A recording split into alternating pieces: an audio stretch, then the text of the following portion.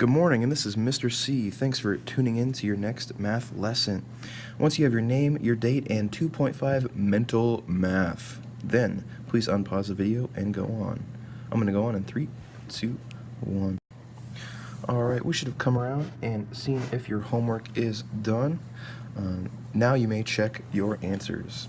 When you're ready, please unpause the video. I'm going on in 3, 2, 1. Alright, the big question as we go on today, and you're wondering what are we learning by mental math, what does that learn? We are going to answer this question. Why did Mr. C teach the properties of operations? And so, what does he mean by the properties of operations? I don't remember that lesson. What I mean by that were these 3 properties right there. The associative property, the commutative property, and the identity property.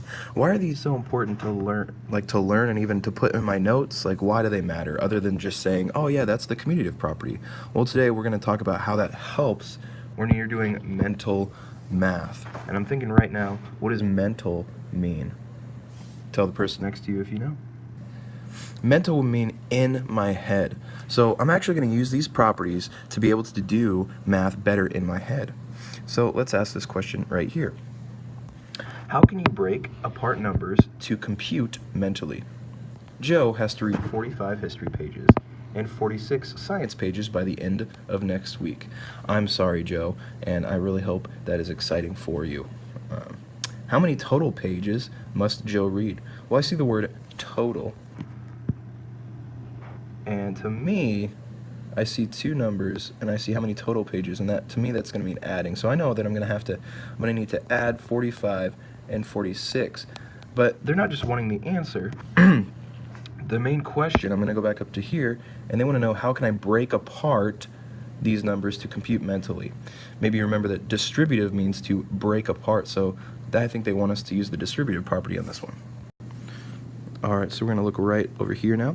Break apart the numbers into tens and ones. Alright, so we take 45 and we broke it to 40 and 5. This should look familiar to last lesson. We have 46 and we broke it to 40 and 6. So now we're going to add just the tens and add just the ones, and we have 80 plus 11. And again, we're doing this in our head, but today you're going to need to write it out so that we can see how we can do it easier in our head. So then you just add 80 plus 11, you get 91, which would be the same answer as if you just added 45 plus 46. Alright, so I'm looking here, and I know it started as 45 pages plus 46 pages. So what they did was they took 40 plus 5, they broke apart 45, which is what we did last lesson, and then you add it, because it's adding, plus 40 plus 6. So they broke apart that again. And then we're going to use the commutative property. Commuting, I remember I talked about my Ferrari, my excellent drawn Ferrari, and how the 40 is going to commute over here, they're going to go to work over here, they're going to move, and then the 5 is going to commute. And we know that there's a commutative property of addition, so when you move them like that, you're still going to get the same answer. But we're commuting them because it's easier to add these numbers together and easier to add these numbers together. So it's more like flexibility. And once we've done that, we know we did the associative property because these are friends, they like to associate, they're in the same room together, they're talking, and we're going to do the parentheses first. 80 plus 11, and then you add. So Joe has 91 pages to read. Alright, I see example 1 up here. That means that we are actually going to write on this page. So if you're wondering to yourself, what do we need to write? Well, the red that's underlined here, that will need to be written for both. But I put them in blue boxes, and so the reason why is because I'm going to have you pick, for example 1, which one that you would like to put. So you're going to need to write down one of these blue boxes, and then also pick one of these examples that you think would be beneficial to have in your notes. So you have written, look for compatible numbers and use properties of operations to compute mentally. And we're looking at other strategies that we can use other than just the distributive property we used last time. So let's drag this down. And I'm thinking 5 times 28 times 20. How can I move those around so that it can be easier to multiply? Well, what we did was we moved the 20 and we moved it right next to the 5 because 5 times 20 is a lot easier than 5 times 28. And a lot of you can do this in your head. You know that 5 times 20 is 100. And so I use the commutative property to my benefit to do this in my head. And then you do 100 times 28, which just means you add 2 zeros, and so it's 2,800. All right, so let's look at this one right here. How could I use one of the properties to help me with this one? Well, one example is that you may have noticed that 42 and 8 go together like a glove. They can add together and they'll make 50. So I want to put those right next to each other, and I want to put parentheses around it to show that I want to do that first. Although you don't really need to put parentheses, they just felt like being fancy. Then I add the 39. And then next, you get 50 plus 39, and then you get 89, which is easier than if I just went in order from left to right here. It would be a little bit harder to add in my head that whole time than if I moved it. All right, so now I'm going to look over here.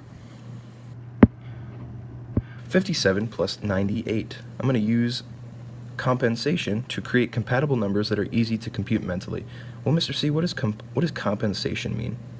Compensation, it's when you take a number away from one side and you add it to the other. See how close this is to 700? We want to make it into 700. So we're going to take 2 away from this number, 57, and we're going to give it to 698. It's kind of like borrowing. Compensation is like borrowing. Can you pause the video and tell the person next to you what compensation is? All right. So now I'm wondering, what do I have with this number now? Well, I compensated 698 plus 2, so now I have 700 plus 55. Man, I'm looking at it. That's so much easier than this first problem up here. That's so much easier. And now I have 755. That'll be a great example to write down if you would like to. And we're going to use compensation again. I'm thinking, how can I use compensation with 355 and 297? Well, you can add 3 to 297. And I'm just letting you know, if you do this, you got to remember at the end. I'm looking, okay, what does that mean that I'm adding 3 to 297? It means that I'm subtracting a bigger number. I'm subtracting a bigger number. So I'm actually going to end up with a number that's smaller than it should be. So I'm going to have to add 3 down here again. So I have 355 minus 300, which is obviously easier. I know it's 55. But as I said, we're going to have to add that 3 back in. And that might not make sense. I'm not trying to confuse you. But you subtracted 3 more, so you're going to have to add it in. So look at the subtraction. You're subtracting 3 more, and so you're going to have to add it back in. I know that this addition sign right here could be confusing, but you're subtracting 3 more, so you have to add it to the answer. So your answer would be 58. And again, all these strategies, we're just trying to make it easier for you, and I want you to think, because you're going to have to do problems in our book like this. What property, or example can I use to make this easier? And if you need to go back to this page while doing the problems in the book, you can. So 5 times 89, how can I change that one to make it easier? Well, you can make it 5 times 90 minus 1, because that's what 89 is. We just use the distributive property backwards. 89 is 90 minus 1. All right, then we, again, do this distributive property. 5 times 90 minus 5 times 1 equals, well, 90 is easier to multiply than 89, so that's why we did that. And then we have 450 and minus 5. And what is that? That's 445. And we don't have to fix anything. We just made that easier because 90 minus 1 is 89. It's the same thing. And that made it easier to get to the answer. Let's go on. All right, so here's example 2. And your goal is to try to do this by yourself. So I put an answer up here, just something what your answer should look like right here if you were not aware, because it's called mental math. So here's our example, and then your work should look like this. There's not one correct answer. But maybe you wanted to move the 32 and the 8 to be next to each other so you can do mental math easier, and then plus 89, and you find what's equal to. So you're going to do something like that down here. Please unpause the video when you're ready for the answers. In 3, 2, 1. All right, so I just gave you 2 specific ways you could have done number 1. You could have kept 76 where it is, and you could have made 59 into 60, and I did that by borrowing 1 from 6, and so I added 1 to 59 to make it 60, and then this went down 1 to make it 5.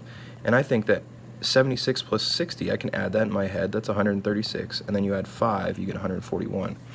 The other thing you could do is kind of use the distributive property, breaking it up, and that's what I did. 70 plus 6 plus 50 plus 9 plus 6, and then I used the commutative property and I moved them next to each other, added them at the end, and that's what you would end with. This one, I thought number 2 was a little bit easier. I just moved the 2 next to the 5 because I know that 5 times 2 is 10 times 31, that's 310. Please pause the video if you need to.